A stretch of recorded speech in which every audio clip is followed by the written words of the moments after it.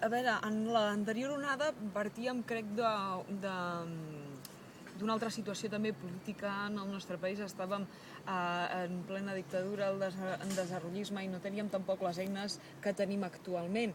I per tant la immersió lingüística, la normalització lingüística, que ara està molt present a les escoles i que probablement el tema de la llengua el solucionarem, o mig solucionarem, amb una generació i mitja, amb l'anterior onada migratòria en tardarem gairebé dues o una mica més, no? Per què? Perquè llavors a les escoles no era l'educació en català, no hi havia un procés d'immersió lingüística ni de normalització.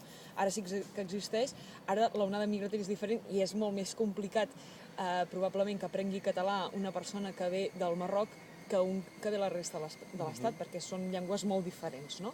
Però sí que els fills d'aquesta onada migratòria a les escoles ja l'estan aprenent i el parlen, i el parlen entre ells. I això és una cosa que a alguns sorprèn i fa fins i tot certa gràcia, no? Com veus nens al carrer que són de color, ves que són d'origen marroquí, i que entre ells parlen el català i utilitzen el català com a llengua vehicular, ostres, et sents orgullós de que tinguem el sistema educatiu en aquest sentit, que permeti la integració